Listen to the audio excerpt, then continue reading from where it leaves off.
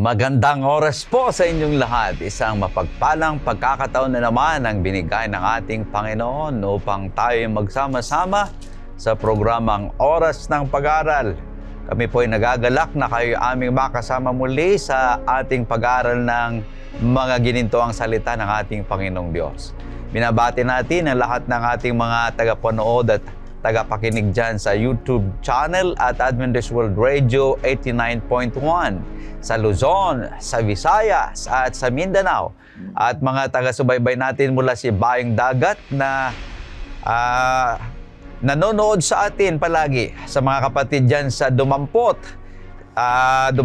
Asingan, Pangasinan. Si Sister Dina Valencia sa Carissa, Tanza. Sa Katarman, Samar Mission. Sa mga taga-Negros Occidental, sa Tagkawayan, Quezon. Sa mga taga-Pasig City.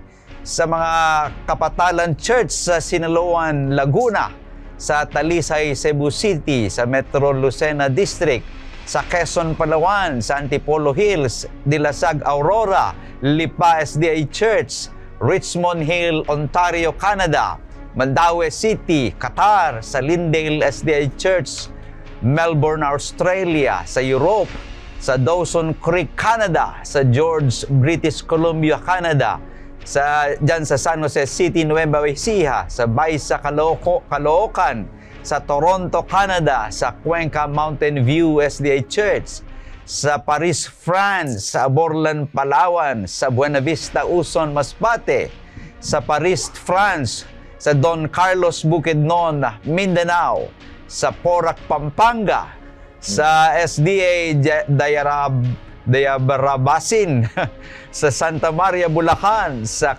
Kawag Subic, Zambales, sa Polillo Island, sa mga taga-Abu Dhabi, sa Aklan.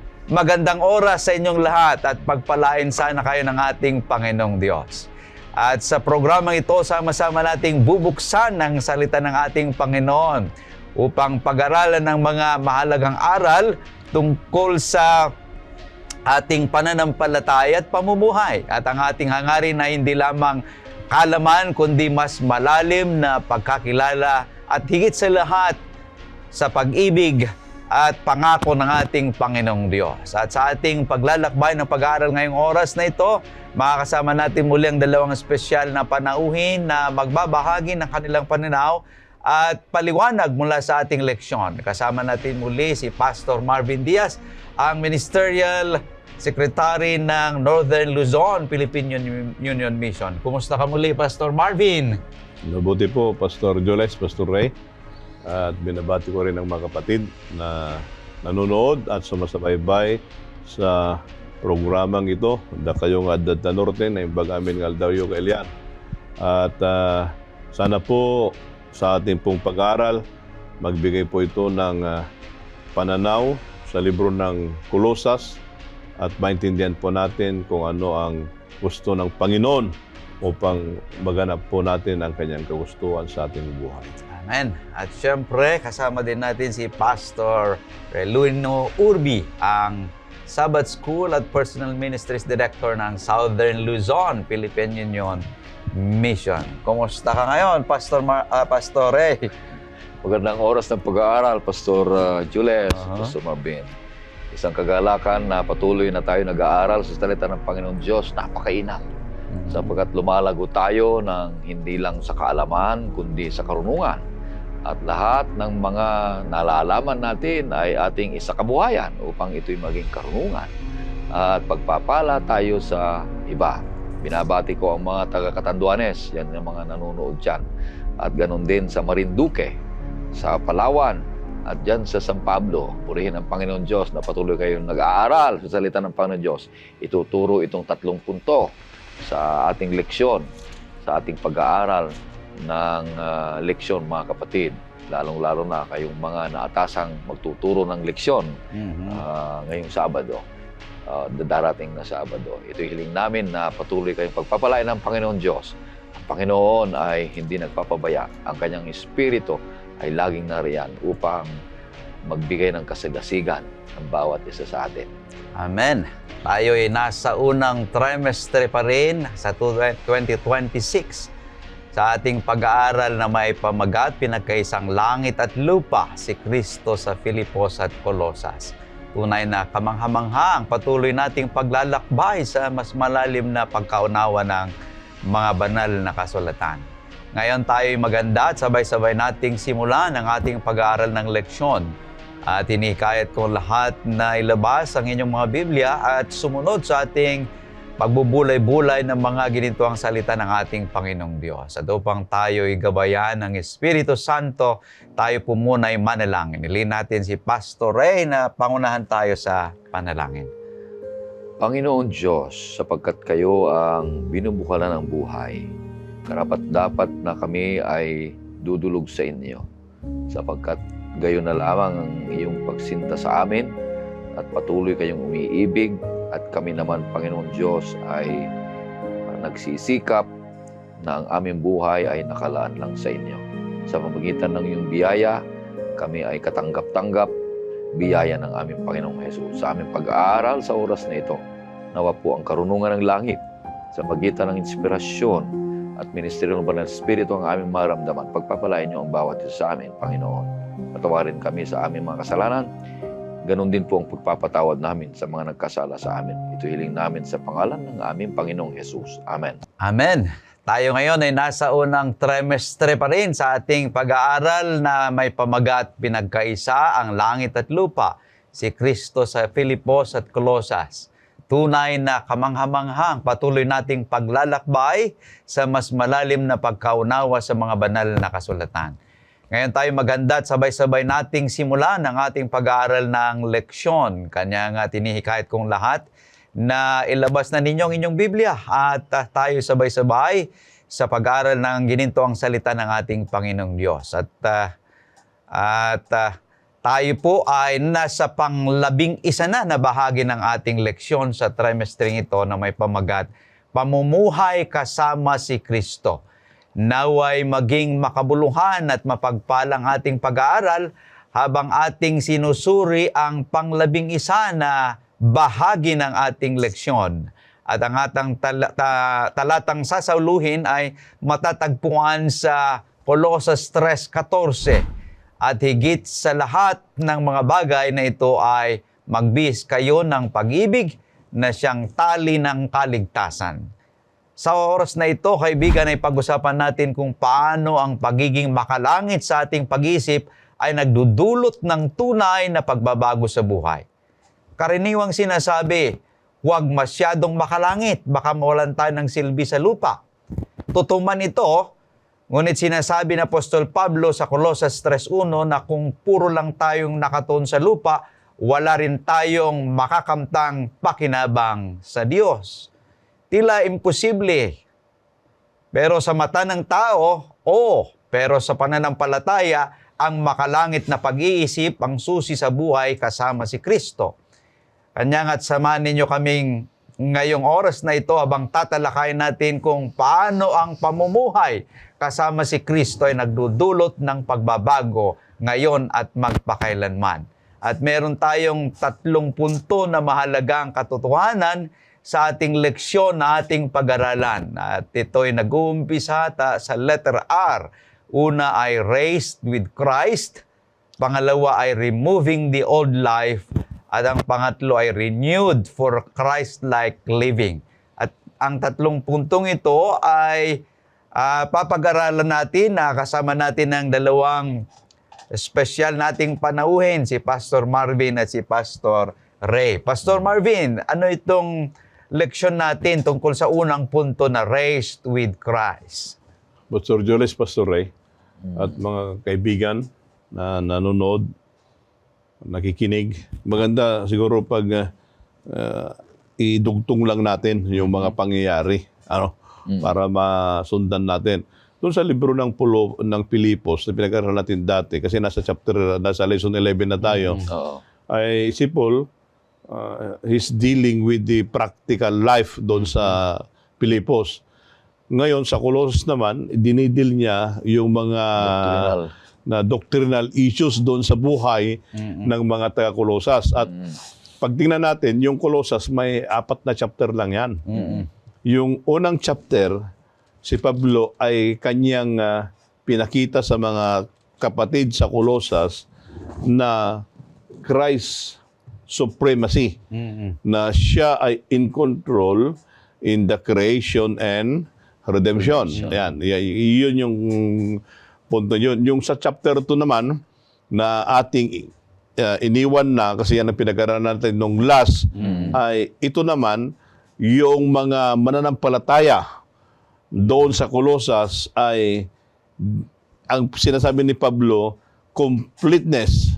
They're complete in Christ. Ganap. So, no need na itong mga ibang mga Tradisyon. ritual at tradisyon because they are complete in Christ. Now, dito sa chapter 3, ang dinidil ni Pablo dito ay paano mo i-apply o you put in practice yung being complete in Christ. Yan yung kwan natin, yan yung ating pag-aaralan dito. How do we put the being complete in Christ doon sa daily na pamumuhay ng isang Kristiyano? Kaya tingnan natin doon sa chapter 3, 1-3, ay anong sinasabi doon? Kung kayo nga'y muling binuhay na kasama ni Kristo, ay hanapin ninyo mga bagay na nasa itaas, na kinaroroonan ni Kristo, na nakaupo sa kanan ng Diyos.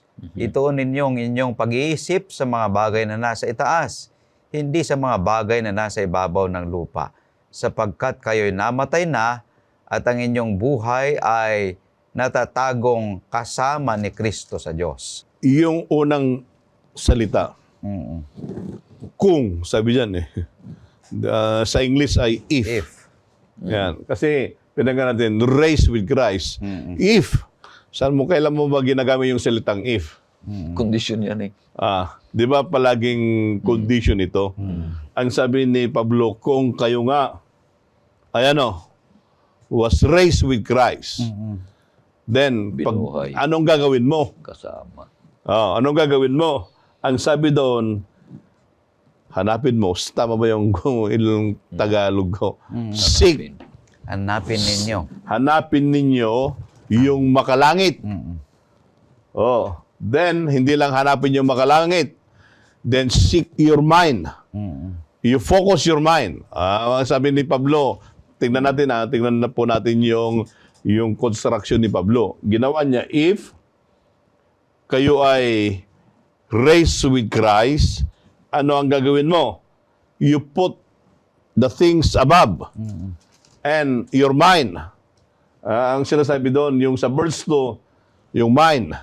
Kasi minsan ang nangyayari, ang battleground doon sa isipan.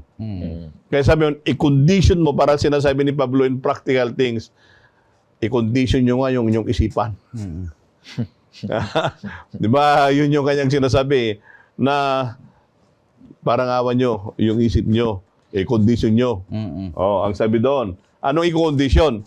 Natitignan ninyo yung nasa langit, hindi yung nasa lupa. Kaya, yung advice ni Pablo doon sa Colosas noon, yung advice niya noon at ngayon, magpareho din. Kasi minsan, yung mga tayo, including ourselves, minsan, saan ba nakatuon yung ating pansin? Sa langit ba?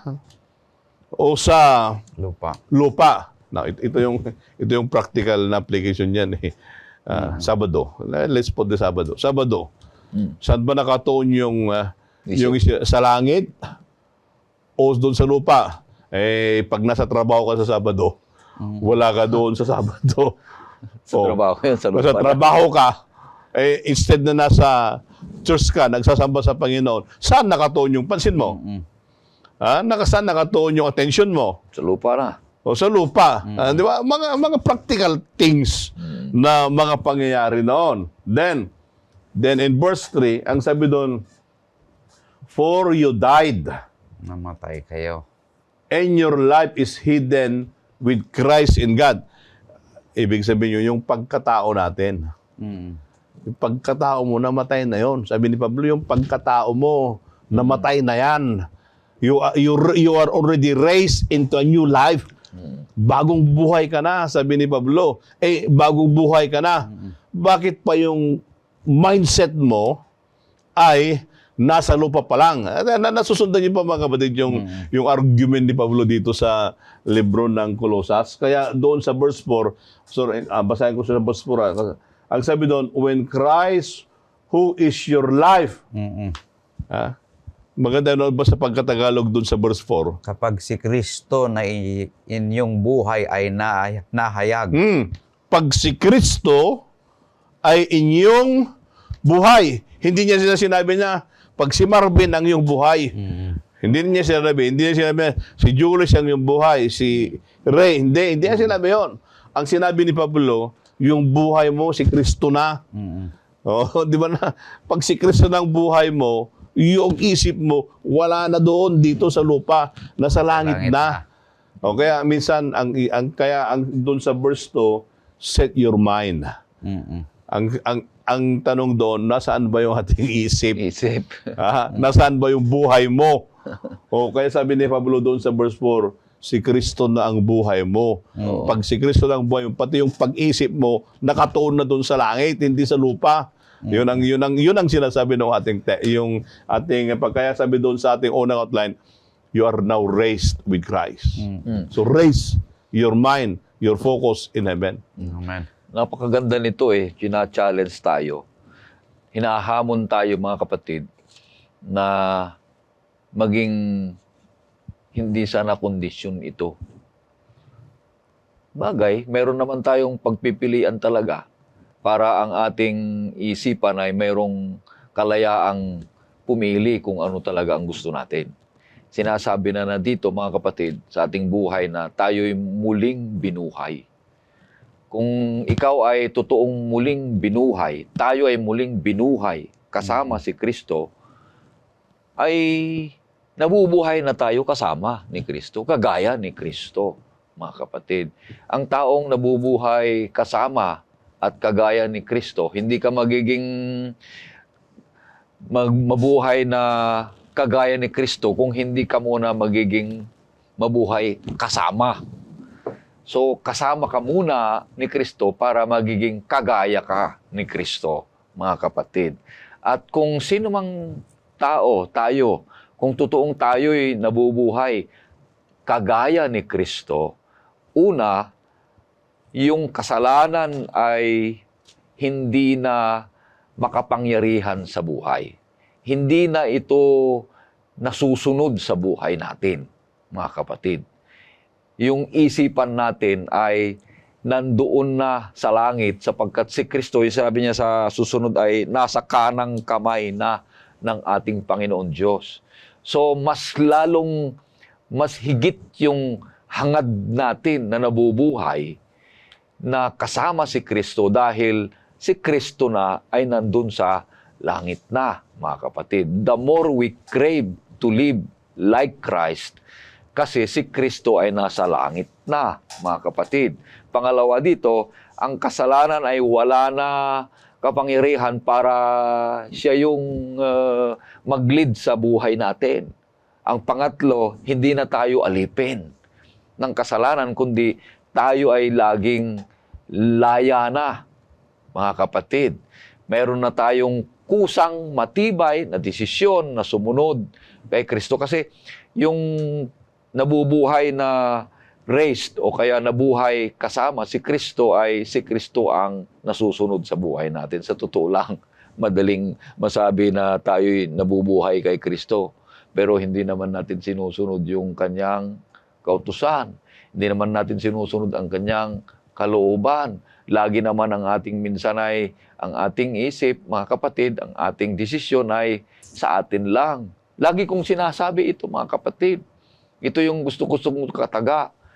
Wala sa atin may gusto sumunod sa kaaway. Pastor Jules, Pastor Marvin, walang may gusto, mga kapatid. Pero simple lang ang alok ni Satanas sa atin. Sabi niya basta gawin mo yung gusto mo, okay na sa akin. Bakit? Kasi kung ginawa natin yung gusto natin, laging laban sa Diyos. Kung ginawa natin ang gusto natin, hindi natin kasama si Kristo na nabubuhay sa atin. Bakit? Lagi yung gusto natin lagi yung puso natin ay laban sa Diyos. Kaya nga doon sa stewardship, minsan magbigay tayo ayon sa ating puso. Sabi, ang puso selfish laging gusto ay maliit Kaya meron tayong tinatawag sa stewardship, yung COP. Meron tayong suggested para itataas natin yung mapapalayo tayo doon sa selfishness ng puso. Kaya mga kapatid, ang buhay na binuhay kasama ni Kristo, para tayo ay nabubuhay kasama si Kristo, ay sinusunod natin yung kanyang kalooban, yung kanyang mga batas, ang kanyang mga kalooban, mga kapatid. Yan ang kakitaan na tayo maging pagpapala na tayo sa buhay natin, mga kapatid. Okay. Pastor Marvin at Pastor Ray, si Apostol Pablo ay sinabihan ng mga taga-Kolosas na mananampalataya na sila ay namatay kay Kristo at nabuhay kay Kristo. Sa ating buhay ngayon ay tayo rin ay namatay kay Kristo. Ngunit kung minsan ay hindi kay Kristo nabubuhay. Iba ang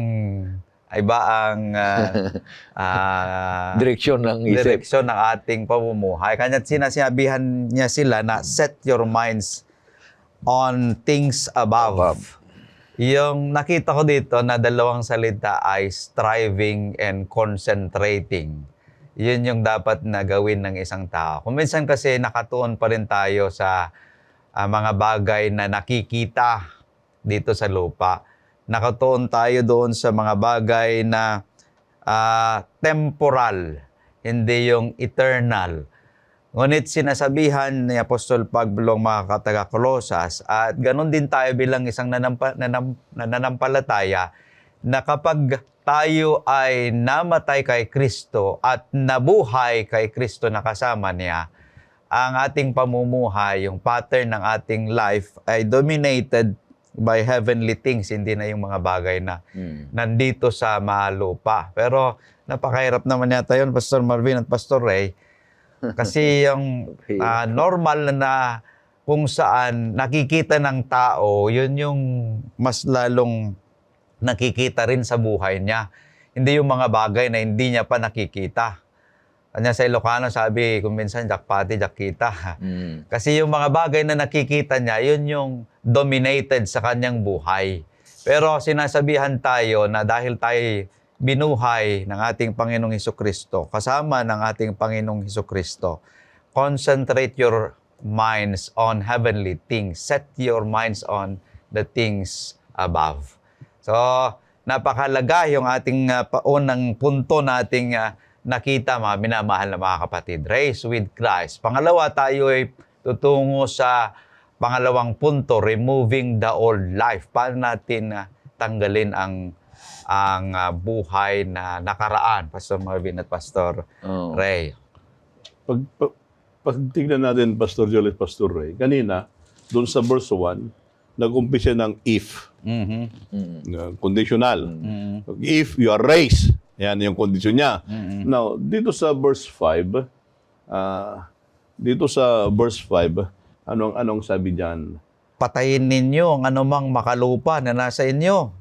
Pakikiapid, karumihan, masamang pita, masasamang pagnanasa at kasakiman na ito'y pagsamba sa mga Diyos-Diyosan. No, maganda sa translation ng Tagalog, sinabi doon, patayin. Pero dinirect Pero dito sa English, ang ginabi niya, therefore. Mayroon siyang conclusion Therefore. Kanina doon sa doon sa verse 1, sa 3 verse 1, if, conditional. Pagpunta sa verse 5, gumawa siya ng conclusion. Therefore. If you are raised with Christ, Therefore. at ang buhay mo ay si Kristo, therefore, sabi niya, gawin siya ng conclusion. Therefore, put off. Patayin, sabi doon. Ano yung patayin? Yan. May Patigilin. maganda yung kanya Maganda yung kanyang Wakasan. term na sabi Patayin. put off. Sabi sa English ay put off to death. Oh. Put to death. Mm. Patayin. Anong ano yung patayin diyan? Ano yung patayin diyan? Tigilan. Isa-isa natin Ito yung nasasabi na personal passion. May personal passion pala yan. Ito, titingnan mo natin yung personal passion. Oh. Ito yung iput off o patayin. Ano yon? Ang sabi diyan. Ang sabi doon, isa-isa natin ang sabi doon ay, una, fornication. Fornication is sexual immorality. Then, ano yon? Uncleanness. Passion.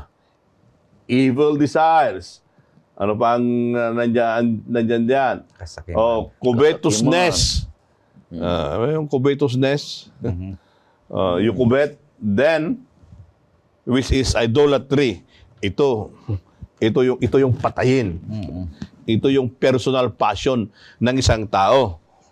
Kaya ang sabi ni Pablo, if kung yung buhay mo ay si Kristo na, dapat ito yung patayin. Ito yung sa outline natin na pangalawa, removing the old life. Ito yung tatanggalin. Kasi itong pag-aaral na ito yung hinuhubad. Tama ba yung Tagalog ko? Mayroon kang hinuhubad, mayroon kang isinusuot. Mamaya doon sa pangatlo na kuha natin, yun naman, titignan naman natin yung isusuot. Ngayon, muna yung hubarin. Kaya ang hubarin natin, yung personal passion, nandun sa verse 5. Then, mayroon ding relational sin pala yun. Mayroon yung, ano yung relational sin? Mayroon ba yan? Doon sa verse 8. Ano doon sa verse 8? Ngunit ngayon ay takwil ninyo ang lahat ng mga ito. Galit, puot, masamang pag-iisip, panlalait, at maruruming pananalita mula sa inyong bibig. No, pansinin natin ang ganda nito Doon sa verse, ulitin ko para masundan natin. Doon sa verse 1, if, sabi niya. Doon sa verse 5, therefore. Then doon sa 8, but now. But now. Ngunit ngayon. Ngunit ngayon, sabi yun, you yourself are put all of this. Ito na yung relational sin. Put all of this. Ano yung ipuput down natin? Anger. Tingnan nyo doon sa verse 8. Sundan nyo po tayo pag-aaral po natin. Anger, wrath, malice, blasphemy, filthy language out of your mouth. Pati yung pala. Ito yung relational. Nasusundan yung mga kapatid yung ating pinag-aaralan na kanina ang i-put off natin yung personal passion. On the perspective doon sa tao. Ngayon naman, ang sabi ni Pablo, you put off also yung relational aspect mo. Ano yon? Ito. Nasa verse 8 yan. Bakit? Bakit niya sinasabi ito ni Pablo sa Colosas at sa atin ngayon? Now, sinasabi ni Pablo dito sa atin ay, take sin seriously. Do not domesticate it. Ano yung domesticate? Huwag mong mga awiran, huwag mong alagaan. Minsan kasi inaalagaan. Kaya sabi doon, you take sin seriously, huwag mong alagaan. Huwag mong alagaan on the level of personal and on the level of relational. Huwag mong alagaan yan. Sabi ni Pablo. Then, hindi lang yon. If your mind is set at hinubad mo na yung old life, then, ang sabi ni Pablo, you need to practice a daily repentance and daily surrender. Kasi minsan, ito yung hindi nangyayari. Yung daily surrender, at yung daily practice of repentance. Now, ibig sabihin, anong sinasabi nito? There must be a daily self-examination. And bakit niya sinasabi ito ni Pablo? Ang Pablo doon ay, we need to allow the gospel to reshape our relationships and our attitude. Yan. Hindi natin kaya yan sa ating pansarili lang. But it needs the gospel to reshape us. It means to say, it needs Jesus Christ to worship us. Oo. Para yung ating personal passion, yung ating relational sin, tanggal yan. Kaya sabi ni Pablo, you need to put off. Patayin mo. Patayin mo. Kasi ito, pag hindi namatay ito, yung pag-iisip ng earthly things, nandyan Ganun pa pa rin. Yeah. Ito yung mga practical na buhay na mga alituntunin na sinasabi sa atin, mga kapatid ni San Pablo, na day-to-day life experiences natin. Yung una dito na sinasabi na susug kay Pastor Marvin, na yung mula sa 5 hanggang sa 6 ay yung personal relationship natin sa Diyos. Kaya sinasabi niyo nito, yung mga pakikiapid, yung mga Diyos-Diyosan, yung kasakiman, yung personal relationship natin sa sarili natin sa Diyos. So tingnan natin mga kapatid kung ito yung mga kaugalian pa rin natin. Kasi sabi dito yung pangalawang punto, removing the old life and making Jesus alive in our lives. Alisin natin ang mga ito, tanggalin natin ang mga ito, patayin natin ang mga ito para mabuhay si Kristo. Dahil hindi pwedeng dalawa yan. Hindi pwedeng magkasama yan, mga kapatid. Kundi kung gusto mo yung si Kristo mabuhay, ito, alisin mo yan. Hindi pwedeng nagsasama, mga kapatid. Kaya sabi ni San Pablo, mamatay tayo araw-araw. Mamatay ako araw-araw. Laging naipapako ang aking buhay araw-araw kay Kristo, mga kapatid. So yung relationship ko sa Kanya, ang unahin ko. Pagkatapos, dun sa sinasabi sa 8 na, ay yung relation niya sa ibang tao na. Kung paano ako makirelate, paano ako kumilos, paano ako magsalita, paano ako tumingin. Yun yung mga bagay na napakaganda na sinasabi ni San Pablo. Maaring, Pastor Marvin, Pastor Jules, ito yung mga nai-report kay San Pablo. Na nagiging mangyayari sa buhay at saka maging karanasan na nila, mga kapatid. Kaya ito'y sinulat niya to arrest sa mga kapatiran na patuloy silang lumago sa pananampalataya. Patuloy silang mabuhay, nakasama ang ating Panginoong Hesus, na sinasabi ko, mga kapatid, hindi tayo pwedeng mabuhay na kagaya ni Kristo kung hindi muna tayo mabuhay kasama si Kristo. Pagkatapos niya ay magiging pagpapala tayo, magiging halimbawa na tayo, at magiging isang ebanghelyo ang ating buhay, mga kapatid. Kaya, napakahirap ito, yung personal relationship sa ibang tao. Biro mo yan, challenge ni Jesus ay mahalin mo ang iyong, mahalin mo ang iyong kalaban, yung enemy, love your enemies. Abay, sabi ko sa iyo, mahirap ito. Pray for your enemies. Love your enemies. Pero ang isang sandata para tayo ay umibig sa kapwa, mga kapatid. Wala nang iba kundi ipanalangin natin sila. Kung nais nating magkaroon ng magandang relasyon sa ating mga kapwa-tao, asawa, anak, kapatid, kapitbahay, yung tumitira, sumisira sa iyo, kung sino man, ano man ang mga bagay, ipanalangin mo para hindi mo magiging kalaban yan o kaya enemy yan, mga kapatid, o kaaway yan. Dahil ang Kristiyanong nabubuhay gaya ni Kristo ay wala siyang kaaway, mga kapatid. Pero maraming umaaway sa Kanya. Pero pag maraming umaaway sa Kanya, Pastor Jules, Pastor Marvin, siya ay magiging pagpapala. Dahil sabi ni Kristo, mapalad ang mga gumagawa ng mga mabubuti kahit inaaway ka o kaya kinukutya ka dahil gumagawa ka ng mabuti. Mapalad ikaw, kapatid.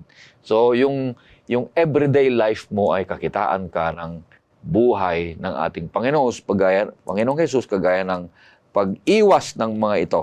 Sabi naman, kagalitan, kapuutan, pangungungayaw. Sabi dito, kahalay-halayan. Makaparami, Pastor Jules. Iwasan natin ito sa tulong ng Panginoon Diyos. At dito sa Colossus ay nakita ko kung gaano kagaling si Apostol Pablo na theologian, Pastor Ray at Pastor Marvin. Gumagamit siya ng mga imagery. Sa verses 2 dito sa Kapitulo 3 na ating pinapag-aralan, Sa verses 1 to 4 ay ginagamit niya yung imagery na death and life. Sabi niya kanina, you are dead with Christ and raised with Christ. Dito naman sa verse 5 pababa ay ginagamit niya yung image rin ng clothes, putting on and putting off dirty clothes. Dito sa Biblia ay makikita natin kasi na yung behavior is often likened to a garment. At yung sinasabi na to put off is like a suit in clothes. Sa ethical term ay ibig sabihin, yung marumi na damit ay itapon mo na, wag mo nang isuot. Sino bang nagsusuot lang ng mga maruming damit?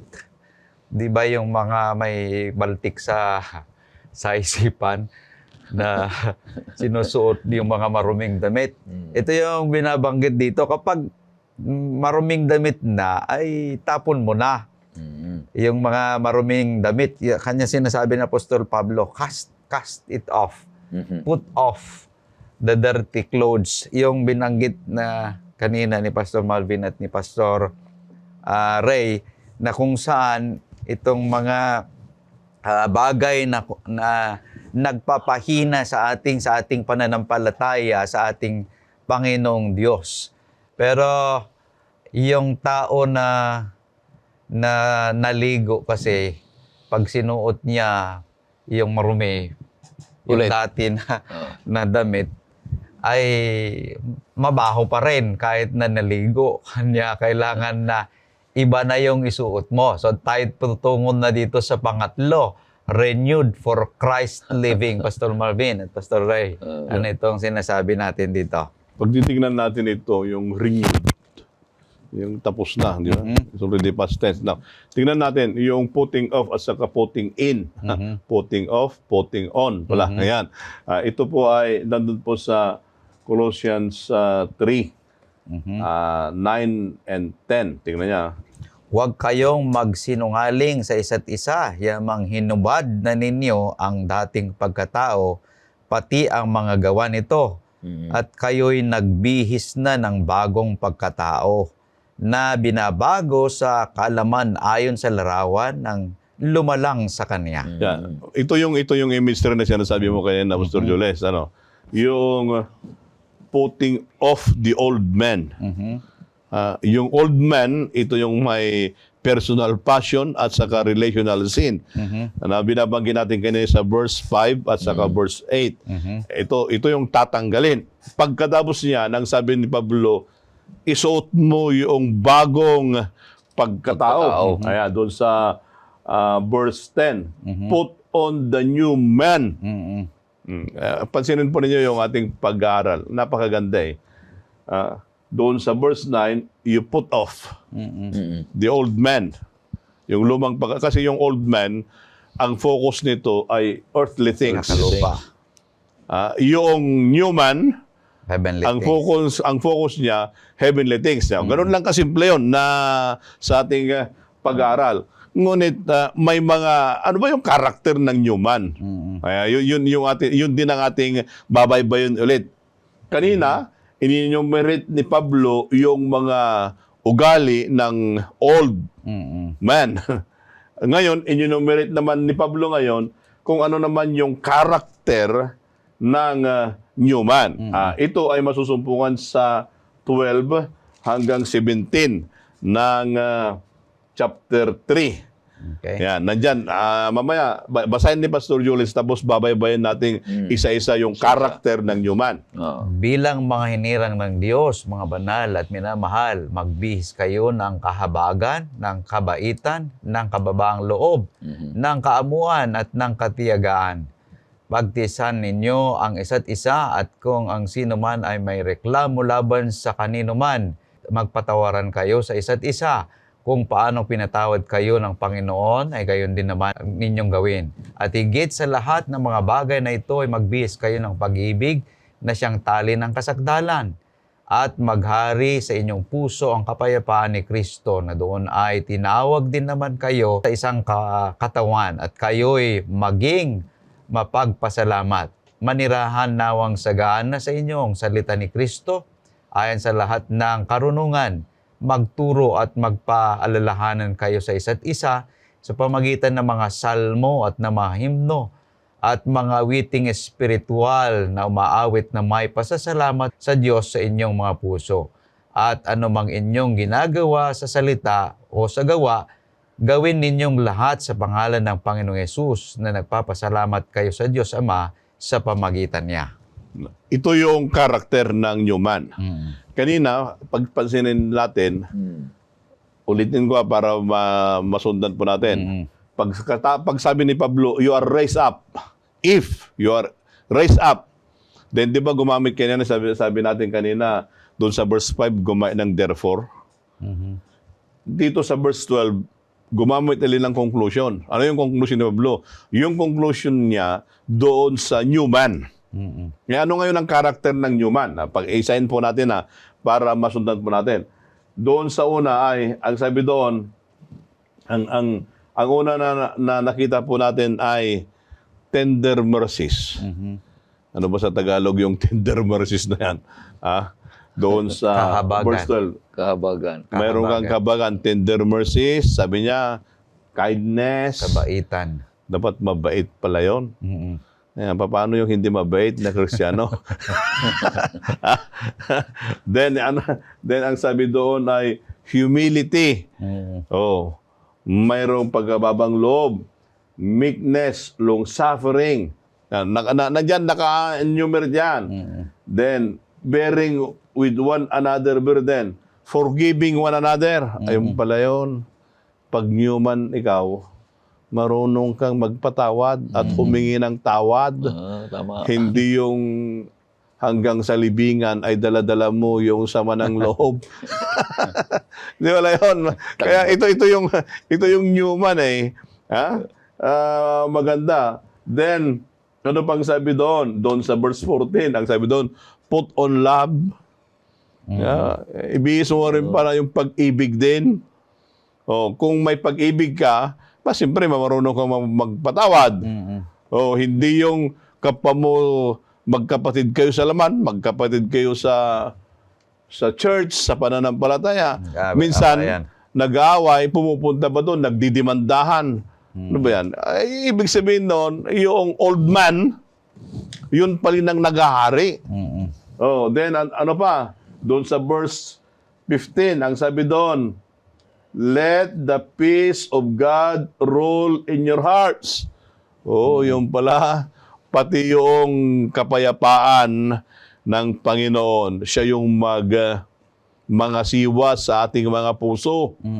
Dapat walang Kristiyano sana na na-anxiety. Wala siyang peace of mind. Kasi pag may kaaway ka, wala kang peace of mind. Kaya sabi nga ni Pablo, ito na yung Newman.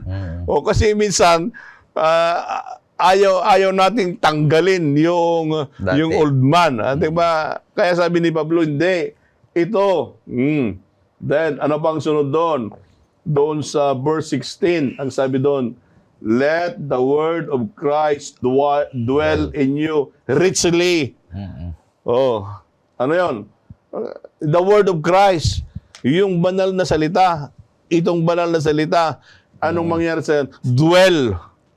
Ano bang ibig sabihin ng dwell? Manirahan, hindi transient. Minsan ginagawa nating transient. Pabalik-balik kasi. Kasi we don't give time doon sa ating pag-aaral. Maraming time nga sa Facebook, Messenger, marami, but we don't give time. Pero paano siyang maging mayabong o mayaman yung banal na kasulatan sa atin pag transient lang? Kaya sabi doon, let the word of Christ dwell in you. Then doon sa verse 17, and whatever you do in the word or deed, do all in the name of the Lord Jesus Christ, giving thanks to God, the Father, through Him. Napakaganda. Ito yung karakter ng Newman. Kaya ang sabi doon, tanggalin mo yung old man, Kasi yung old man, ang focus ay earthly, ibihis mo, yung new man, ang focus ay ano? Heavenly. Heavenly. Kasi si Kristo na ang namumuhay sa inyo. Yan. Ito po yung karanasan ni Pablo doon sa mga taga-Colosas. Kaya, ibig sabihin noon, Pastor Jules, Pastor Ray, daily, there must be an intentional cultivation of Christ-like character. Amen. In my personal walk, in your personal walk, it should be the daily. Not only that daily, we need also to practice forgiveness. Kasi pag hindi mo practice yan, mahirap. Pero pag pinapractice mo na magpatawad, by the grace of God, madali yan. Oh. Pero pag hindi ka nasanay na magsabi ng I'm sorry, mahirap yun. Sa husgado tayo magkikita. Mga ganun ba na term? Oh, pero mananampalataya na yan. Kaya sabi doon, you know, you put off the old life. You put the new one. Kaya kinakailangan yon. Then let's have the worship of gratitude daily para ma-cultivate natin yung character ng human sa atin. Pastor Julius, Pastor Ray. Pastor Ray. Itong gusto ko itong Colossus 3:10 na gusto kong idiin talaga ito, mga kapatid, dahil parang magkasama talaga ito at hindi maghihiwalay na buhay Kristiyano ito. Itong dalawang salita dito na bagong pagkatao na nagbabago sa kaalaman. Bago na nga, nagbabago pa.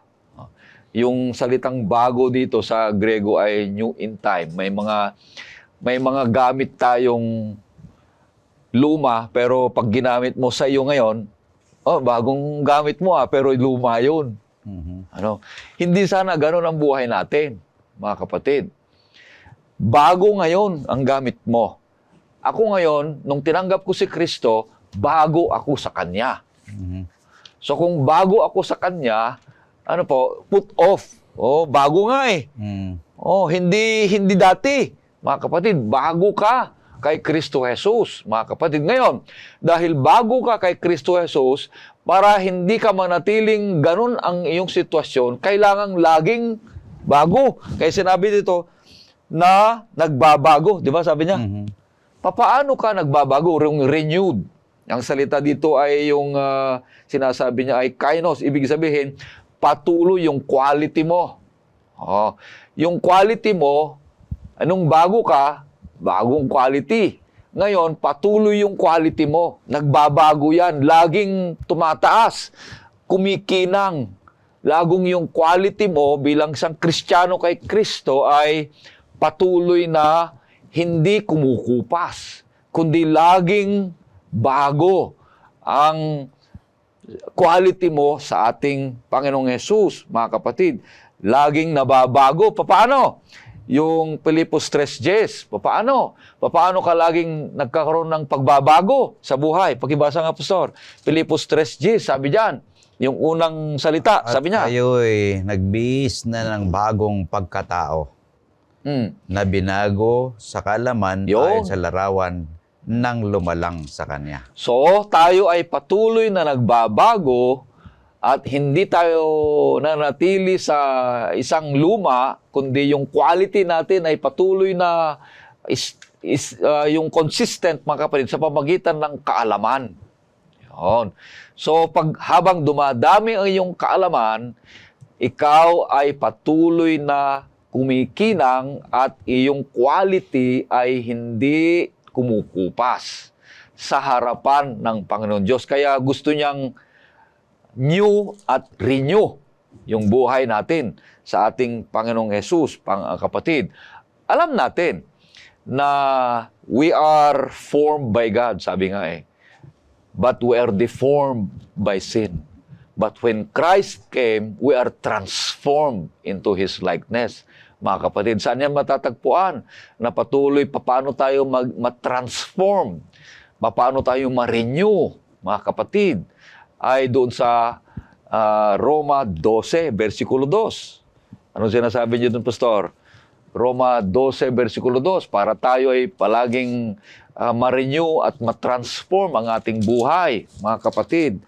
Anong sabi niya dyan? Roma 12, versikulo 2. Huwag ninyong tularan ang sanlibutan ito, kundi magbago kayo sa pamagitan ng pagbabago ng inyong pag-iisip upang mapatunayan ninyo kung alin ang mabuti, kasiya-siya at lubos na kalooban ng Diyos. Yun. Paano mapatunayan ng mabuti at kasaya-saya sa harapan ng Panginoon Diyos? Mayroong pagbabago ng isip. Mayroong pagbabago ng buhay. Mayroong pagbabago ng pagkilos. Mayroong pagbabago ng pananalita. Bakit natin ito ginagawa? At bakit ito ang mensahe ni San Pablo sa Kolosas at mensahe niya para sa atin, Pastor? Unang Pedro 2:9. Bakit natin bakit ito ang mensahe ni San Pablo sa Kolosas? At bakit ito ang mensahe natin para sa atin, mga kapatid? Ngunit kayo isang lahing pinili, isang maharlikang pagkapari, isang bansang banal, sambayang pag-aari ng Diyos upang inyong ipahayag ang mga makapangyarihang gawan niya na tumatawag sa inyo mula sa kadiliman tungo sa kanyang kagilagilalas na liwanag. Bakit gusto ng Panginoon Diyos na may pagbabago at patuloy na nanatiling nagbabago?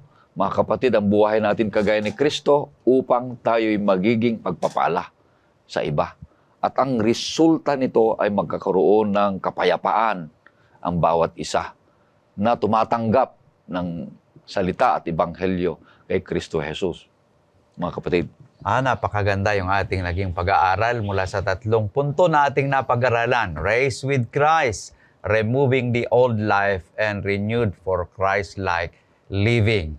Kanya't mga minamahal ay ating titingnan kung paano ang ating natutunan ngayon ay ipamuhay natin na kasama ang ating Panginoong Jesucristo. Una, tayo ay binuhay kasama niya, kaya ang ating puso ay nakatuon lamang sa langit. Pangalawa, takwil ang lumang buhay. Hayaan natin ang kasalanan na mawalan ng kapangyarihan sa ating buhay. At ang panghuli ay pinaninibago para sa kanyang kaluwalhatian. Dapat tayo puno ng pagmamahal, kababaang loob at kapayapaan. Tandaan natin ang sinasabi sa ating talatang sasauluhin na sa Kolosas 3:14, at higit sa lahat ng mga bagay na ito ay magbihis kayo ng pag-ibig na siyang tali ng kasakdalan. Magsimula tayo ngayong araw na mamuhay kasama si Kristo ngayon at magpakailanman. Maraming salamat muli sa ating mga panahuin na sina Pastor Marvin Diaz at Pastor Relino Urbi sa kanilang pagbabahagi ng kaalaman at inspirasyon mula sa ating leksyon. Tunay na napakayaman ang ating naging pag-aaral ngayong oras na ito. Gayon din tayo'y taos-pusong nagpapasalamat sa lahat ng nakibahagi at nakinig sa atin sa oras ng pag-aaral. Naway ang mga aral nating natutunan ay maging gabay sa ating pang-araw-araw na buhay, magpalalim sa ating pananampalataya at magbigay ng pag-asa sa ating lahat. Tayo po muna ay makinig ng isang tanging bilang, pagkatapos ay hilingin natin si Pastor Marvin na pangunahan tayo sa panghuling panalangin.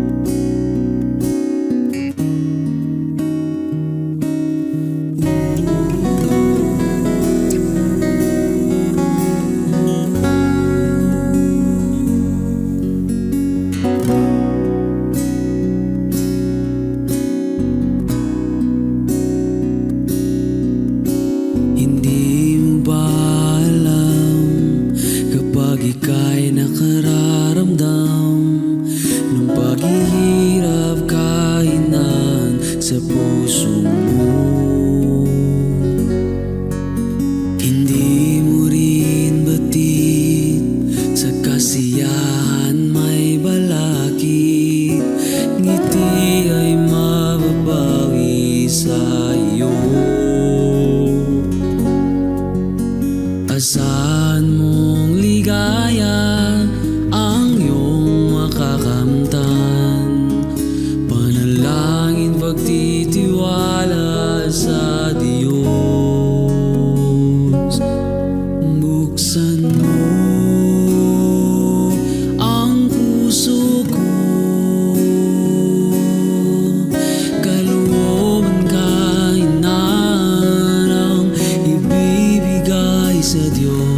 baguhin mo, baguhin mo ko, patawarin at linisin ang sarili kong ito, Panginoon ko.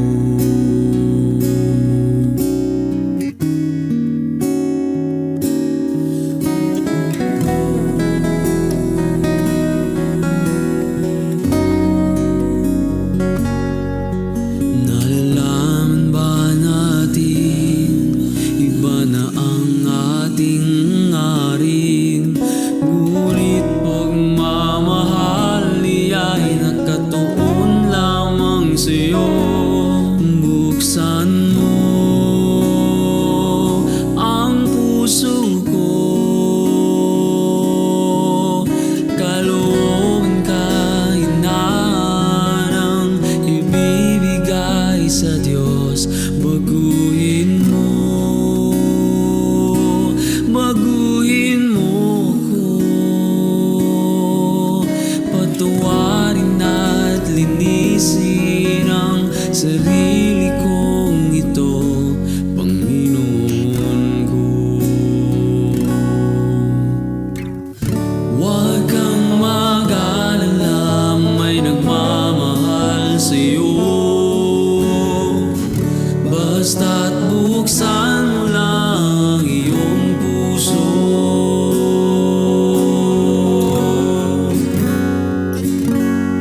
Buksan mo ang puso ko,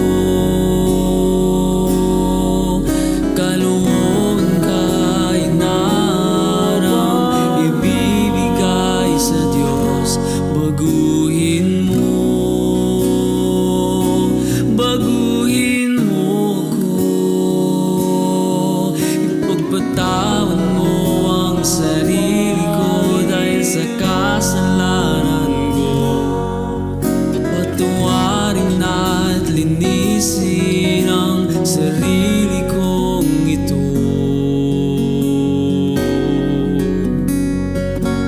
Panginoon ko.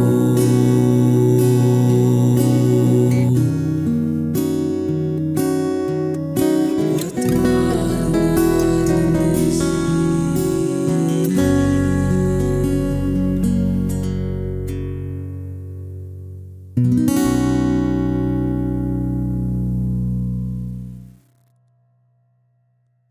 Tayo ay manalangin. Dakilang Diyos, marami pong salamat sa aming natutunan sa aming lesson.